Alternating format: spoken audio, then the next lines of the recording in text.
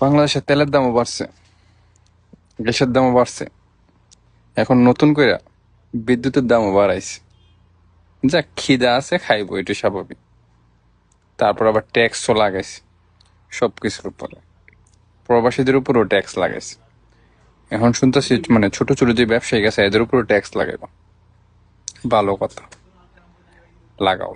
তোমাদের খিদা আছে খাইবা, না হলে তোমরা কি বলে যে বেগম পাড়া বাড়ি কেমনে করবা, ছেলে মেয়ে কেমনে বিদেশে পড়াইবা, এটা তো পাবলিকের বুঝার দরকার আছে। পাবলিক হচ্ছে বোকাচোদা, বুঝে না। প্রশ্ন হয়েছে বাংলাদেশে বেকার কি কমছে না বাড়ছে? এটা আপনারা বললেন, ইলেকশনের আগে তো বলছিলেন যে এক বছরের মধ্যে 1 লক্ষ বেকারত্ব দূর করবেন।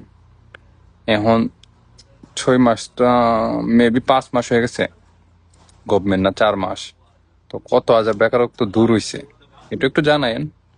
শুধু ছেলে মেয়ে লন্ডন আমেরিকা নিয়ে লেখাপড়া করলেও তো হইব না, দেশের দিকে তো একটু দেখতে হবে। বেগম পাড়া বাড়ি করলে হইতো না তো, আপনারা একটু জানায়েন।